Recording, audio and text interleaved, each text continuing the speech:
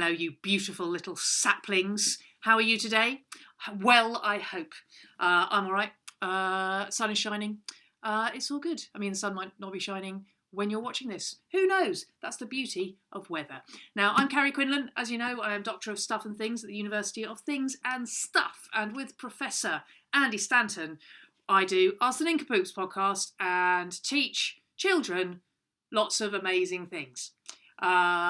Now, we can't do the podcast as normal at the moment, so we're doing these videos and we're teaching you lots of amazing stuff from St Dictionary's book of weeds. Okay, today's word is reminder.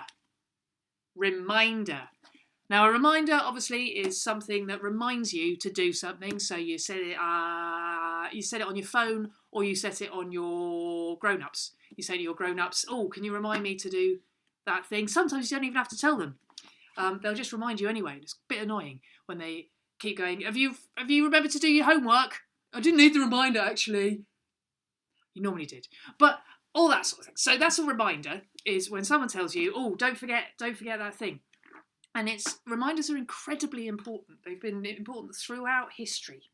For example, Werburg, King of Poland. He was King of Poland. Oh, when was he King of Poland? About 14-ish. He was King of Poland, around 14-ish. He was very forgetful. Very forgetful, and people would have to say to him, oi, king," because they were quite, disrespectful in those days. They didn't have the same sort of your highness terminology. It was like, "Oi, king, oi, have you remembered to lock the palace gates?" And he'd go, "Oh no, I've forgotten again. Oh God, thanks for the reminder." And that meant that Poland wasn't overrun by ostriches in 14-ish. Because, they'd reminded him to lock the gates. He went down, he locked the gates, and the ostriches couldn't get in. Now, had they not reminded him, had they missed that reminder, gates unlocked, ostriches everywhere, whole place covered in eggs, people slipping around all over the shop, would have been an absolute disaster, and Poland would not be where it is now. I mean, it would be where it is now. It would be, in between Russia and Germany. But I hope that's true. It would be there, but it'd be just covered in feathers. So reminders are extremely important. The other, of course, great reminder from history. I mean, there are many. There are so many to choose from. Which am I going to choose? I'm going to choose an Egyptian one. So from 5000 BCE in Egypt, the great pharaoh Menkaure was also very forgetful. Now, Menkaure was pharaoh of all she saw, which wasn't actually very much, because apart from having a terrible memory, awful eyesight, really bad, and they hadn't invented glasses, so basically she could see sort of about to there. Beyond there, a blur. There, fingers. There, no idea. Fingers, nothing. Fingers. So, quite unlucky, Menkaure, that she couldn't see very well. Everything was quite blurry, which also doesn't help you remember anything, because you're concentrating on just trying to make out what anything is. But very importantly, she lived by the Nile, and people had to remind her to bring her washing in, so that it didn't get washed away by the Nile River when it flooded. And had she not been reminded to bring her washing in, it would have all got washed away. She'd have had no sheets, no duvet cover. Would have been awful. She'd have slept really badly. She'd have been put in an extremely bad mood, and she'd have executed loads of people. So very important that they reminded her to get her duvet cover off the line before the Nile flooded. Otherwise, there'd be no Egyptians. So these things are extremely important. Reminders throughout history have absolutely changed the way we live, the world we're in. And remember to do your homework. Remember your times tables. Remember Mother's Day and Father's Day, if appropriate, when appropriate. Remember those things. Remember birthdays. Remember Christmas. Remember you're a womble. Google it. And come back next time for more exciting wordage from St Dictionary's Book of Words with Andy Stanton. And if you want to listen to us, the niNcompOOps, and why wouldn't you? It's brilliant. You can find links to it just below this here image of my face. Take care, team. Whatever that means!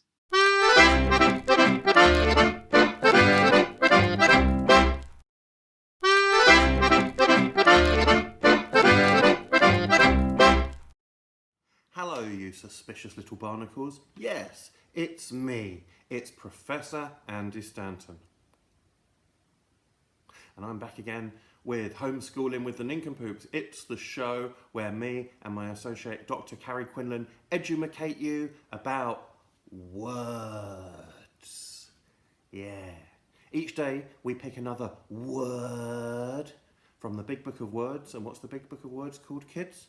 Yes, that's right. It's the Narachidoni. The Narachidoni. And I'll be picking a word out of the Narachidoni today, and I'll be showing you that you can get edumacation and learning from just even one word from the Big Book of Words. Here we go. Let's see what the word's going to be. I've got no idea. We're doing this totally at random. Not even looking. La la la la la. Let's have a look. Here comes the finger. Vunk. Hamper. Hamper. Today's word is hamper. Now, a hamper is a small animal what lives in a cage in your house. His name can be Terry, or it can be Puff Cheeks, or it can be Fluff Squaw, or it can be Mr. Yimp. It can be almost anything. You can call a hamper anything you like.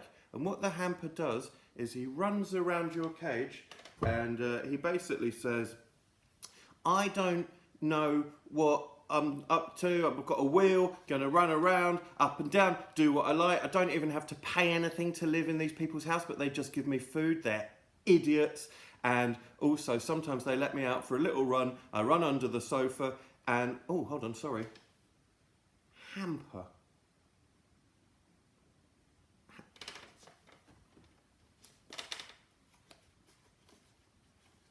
Hamper. I don't think it is. Oh, oh, sorry. Hamper.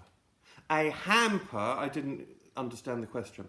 A hamper is like when you get a bit of meat and you put it between two buns and you put some ketchup and some lettuce on and some mayonnaise and you go, I've just gone down McDonald's to get myself a nice hamper. Yum, yum, yum, yum, yum. And you eat the hamper and then you get like some chips with it. You stick the chips up your nose to try and entertain your mum and dad, but they just say, what are you doing? Stop being so stupid, I hate you. Which is a bit annoying, isn't it?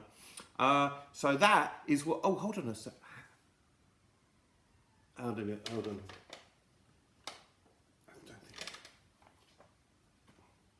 Hamper.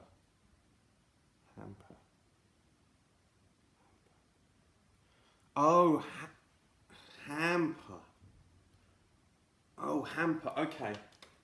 A hamper is a thing what you get and you get nails and you bash the nails in with the hamper. You get the hamper down the hamper shop. The man who sells you the hamper is a man whose name is Gregory. Hello, Gregory. Hello, Professor Stanton. What could I do for you today? I want to buy a hamper to bash some nails into a wall so I can put up a picture. Well, we don't sell hampers. We're not a pet shop. No, not a hamper. A hamper. Oh, a hamper. Well, we don't sell hampers. We're not McDonald's. No, you idiot, Gregory. Not a hamper. A hamper. Oh yeah, a hamper. A hamper. And then Gregory only gives me a blimmin' picnic basket. That'll be £25.50, please. £25.50 for a picnic basket when I wanted a hamper to bash in some nails? Well, it just goes to show not everybody is as intelligent and educated as a professor like me. He just doesn't even know what a hamper is. I know what a hamper is. Your hamper is your bashing nails. It only goes to show Gregory's an idiot. I hate Gregory. I'm sick of him. If I see him around, I'm just going to go, "Oi, Gregory, watch it!" And then I'm going to run really fast because he's massive. Anyway, I hope that now that leaves no uncertainty about the meaning of hamper. I think we've all learned something, haven't we? Yes, we've all learned. No. Who knows? Doesn't matter. The important thing is Gregory's an idiot. Well, thank you very much for listening, guys. If you'd like to see what me and Dr. Carrie Quinlan usually do on Ask the niNcompOOps, our fantastic podcast for kids with kids, then you can, there's some links below this video.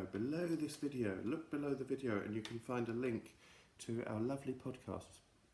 And in the meantime, I'm off to eat a hamper. Not a hamper or a hamper or a hamper, but a hamper. Bye!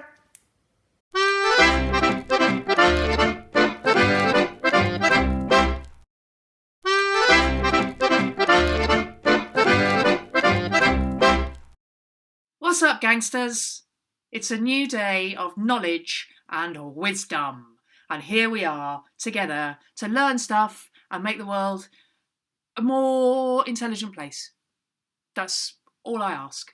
All any of us can really ask. I mean, we can ask for it to be happier as well, I suppose. That'll be fine. So, I am Professor Carrie Quinlan. I work very hard at the Institute of Shaving Heads and Knobbly Knees. It's a slightly confusing sort of place, but I like it. I'm a big fan of it. You may have listened to the Ask the niNcompOOps podcast, which I do with Dr. Andy Stanton of the hairdressing school of Sharks. During these crazy days, we're giving you knowledge on maths in a huge, great, swathy homeschooling group. So well done for that. And we are giving you knowledge from this. St. Dictionary's Book of Weeds. And each day we're going to give you a new weed and we're going to talk to you about it and explain what it means, explain its significance in history or science or shopping. And today's word is... Oh, is it going to be at the beginning or the end? It's at the end. It is wave. Wave. Now, wave, as we know, well, there are a couple of things, really, aren't there? Because there are waves in the sea, and they're basically the sea saying hello, which is always nice of it because it does it quite a lot. The sea is one of the friendliest of all the water courses around the world. Of all the bodies of water around the world, the sea is absolutely the friendliest, and that's why it waves so much. You don't really get lakes waving. They're a tiny bit aloof. Rivers don't wave so much because they're busy. They've got somewhere to be. So they're just carrying on with their day, getting on with it, haven't really got time to wave. But the sea is all about saying hello, which is right, which is just sweet of it because, you know, it's a big thing. There's a lot on. It's got a lot on in it. There's busy stuff going on all over the place, but even so, whenever it sees someone on the land, or indeed no one on the land, it often just waves to the land. It just goes, hi, because it wants to be friends with the land. That's why it tends to, it maybe has some personal space issues. That's why it sort of comes up to the land so much, and the land sort of goes, oh, steady on, mate. I've got enough friends, and it sort of goes back again, and then it thinks, oh no, I want to be friends with the land, and it comes up again, it waves, and then I go, oh, seriously, you're getting a little bit close. It goes away again, and then it comes up again, and it goes, hi, I'm the sea, you must be the land. Oh, it's really nice to meet you. And the land goes, dude, seriously, I mean, I got my own stuff going on, and you've just made my shoes all wet. So the sea goes away again. But it just can't stop itself because it's absolutely friendly, the friendliest of all the bodies of water. And so it says, hey! And of course, people wave as well. It tends now to be used as a form of greeting. We learned that from the sea. But of course, originally when humans started waving, it was because of the phases of the moon. So that's why we tended to do that. Just like, whoa, the moon, it's waning, so we're waving, and it's waxing, so we're waving the other way. That's how that works. So we have a sort of monthly cycle of greetings because of the moon, but also now because we've learned from the sea to try to be friendly. It's now a form of greeting as well. So, and it's a fun one as well because it's just great, isn't it? I mean, unless you're the Queen, in which case it's more of a scoop than a wave. But generally, it's just the most fun way to say hello. So next time you see us, give us a wave. Give us a wave now. Hi! And give us a wave, and wave at people in general. Because if you're a small child, they won't think you're mad. If you're a 44-year-old woman with unmanageable hair, they might. You're more like the sea, really, and they're more like the land, and they're a bit like, whoa, steady. You're a bit step back. And step back anyway these days, of course. So that is what wave is. It's the sea's greetings. That's why at Christmas we say season's greetings, because that, of course, Christmas is when we celebrate how friendly the sea is. That's the main Christmassy thing. So there you go. Wave.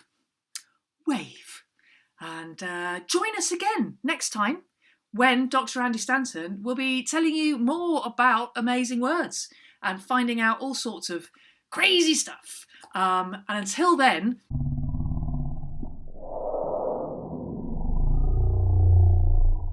whatever that means.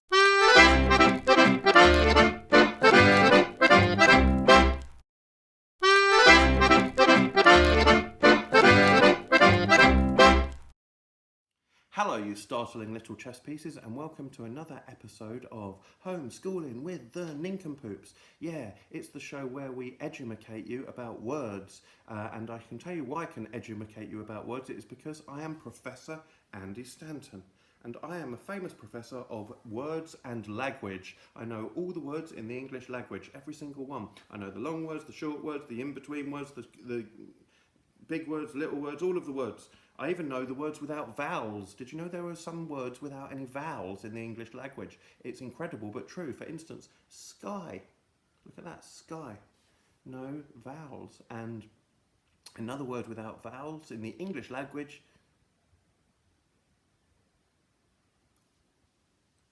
automobile. Automobile has got no vowels. Another word without vowels, Benidorm. Benidorm. Benidorm. And actually, incredibly, even the word vowels itself has no vowels. It's incredible. So words are incredible, and that's why we can educate you about them. I have with me a big book of words. It is called the Oxford Children's Narachydony, because a narachydony is a book of words, isn't it? So we're going to open up the narachydony and choose a word at random to educate you guys. Let's see. Flip it at random. Today's word, oh, that's a good one. It's bunny. Bunny. What is a bunny? Well, there are many meanings to the words bunny, isn't there? Well, there's about one, isn't there? Well, there's about two, isn't there? Firstly, a bunny can be like a bunny rabbit. A bunny rabbit looks a bit like this. Wait right there, because luckily I've just realised can illustrate this quite nicely. Talk amongst yourselves. Just have a little chat. Where's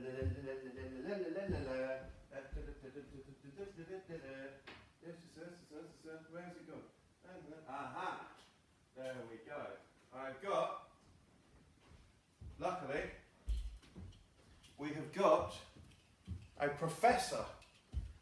We've actually got, it turns out, a bunny professor to educate you about bunnies.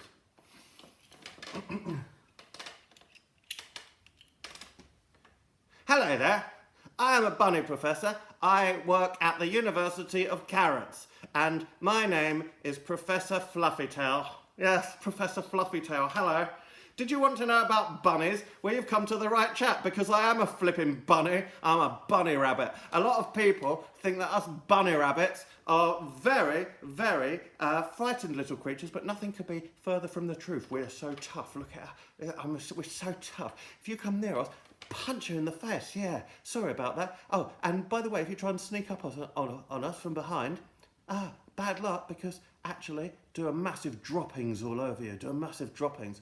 Sorry, that's just what we're going to do. Now, lots of people ask me, is it fun hopping around all day? Can I tell you something? It's absolute laugh. You should try it someday, right? If you really want your parents to really like you, then I suggest that you just spend the whole day hopping around all over the house, hop, hop, hop, hop, hop, and doing droppings all over the floor. Just to see what it's like being a bunny, because that will help educate you about being a bunny. And other people always ask me, they say, hey, Professor FLUFFYTAIL, why are you such a handsome little rabbit? Yes. And can I tell you the answer to that? I just don't know. I've seen some other rabbits, they're rather ugly. They're rather ugly little rabbits, but I'm a cute little rabbit. I'm a delightful little rabbit, aren't I? Look at me. Guess what? I've just done a droppings all over myself. Doesn't matter, just a rabbit. Throw it all over the place. And also, did you know that bunny rabbits, such as myself, sometimes eat our own droppings? Do you know why? We just think it's funny. And also, did you know that the other day, right, I saw a fox, and the fox tried to eat me, but guess what? I hopped all over the place, punched him in the face, and did a droppings in his face. And also, did you know, right, that a bunny rabbit such as myself is actually can do the best singing on earth. If you, no one really knows this, but after dark, all the bunny rabbits get together in the forest when nobody's looking, and we have a lovely competition. It is called Bunny's Got Talent. So I'm going to sing a song for you to show you, but just because no one's ever seen a bunny do a secret song before, but I'm going to sing a song for you and show you a secret song, how a bunny sings. By the rivers of Babylon, where we sat down. Hey. Anyway, I wasn't really trying, but I've got a beautiful voice, but I can only really do it in the forest late at night with all the other bunnies. I'm a little bit shy when I'm talking to you. Anyway, thank you very much for listening, and I hope that I have educated you about what a bunny rabbit is. So there you go. Thank you, Professor FLUFFYTAIL. I hope that has all helped you understand what a bunny is, and if you want to see what me and my associate Professor Carrie Quinlan normally do on our podcast Ask the niNcompOOps, there is a link under this video to Ask the niNcompOOps. And anyway, so I hope that you will tune in again for the next episode of Homeschooling with the niNcompOOps, and we will educate you even further. Thank you very much for listening. Bye!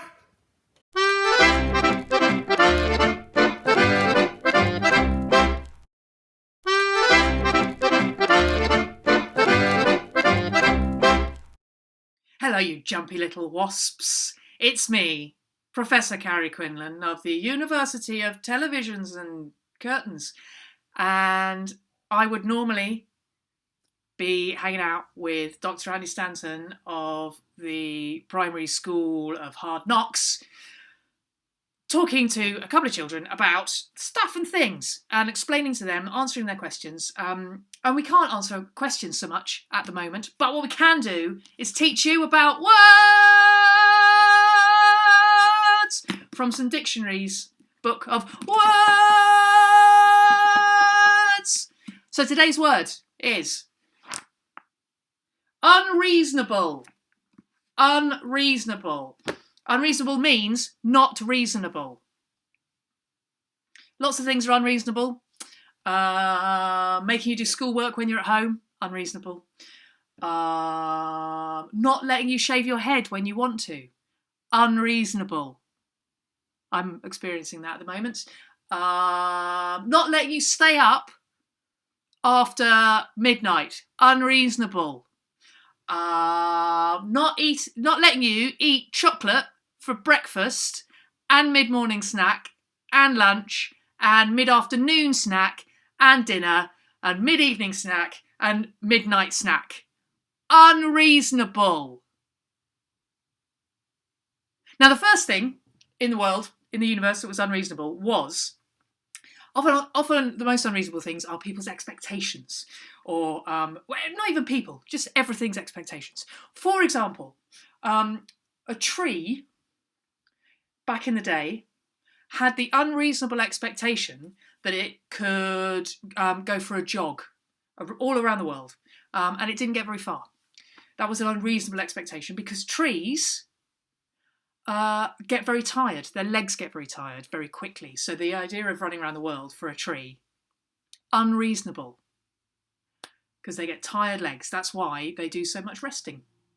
That's kind of what a tree does. But one of the most fundamental unreasonable things that ever happened was out in space. Okay, now space is governed by the laws of science, which are in general reasonable and rational. But every now and then in space, something becomes unreasonable. And one of the most unreasonable things that ever happened in space was on the planet Venus. The planet Venus, which is in space, it's one of the closer planets to us. But it's a tricky planet, is Venus. Most planets spin around, doing their own thing, quite happily, being reasonable, getting on with everyone. All is well. Venus, quite high maintenance, so sometimes it has unreasonable demands on the other planets, like getting it a pint of milk from the shop when it's perfectly able to go and get a pint of milk itself. And it gets quite shirty if people won't go and get it a pint of milk. And then, I mean, that's unreasonable in itself, but then when other planets come back with its pint of milk, it's often the wrong milk. It likes a very, very, very specific kind of particularly creamy Jersey cow gold top milk, which is very hard to find in space. So other planets will get it, its pint of milk, come back, it won't be very rich Jersey cream, almost buttermilk kind of milk, and Venus will just kick off.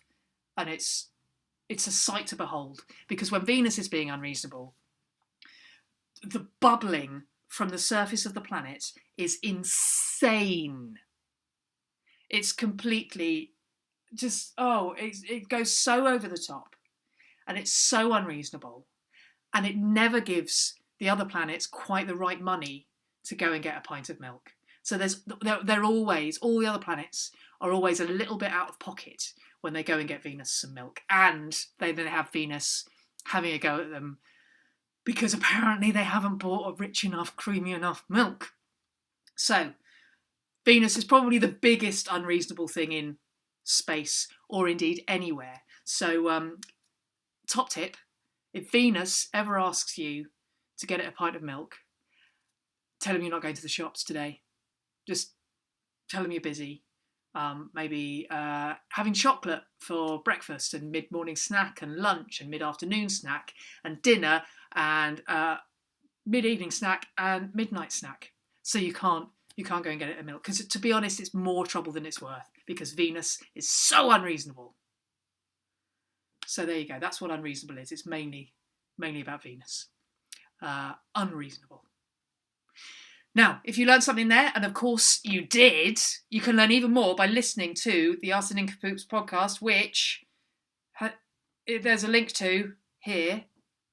So follow that link and learn something even more than you've learned today, and then come back, watch some more Homeschooling with the niNcompOOps with Dr. Andy Stanton, who will be teaching you even more words next time. Amazing! Now leave, whatever that means.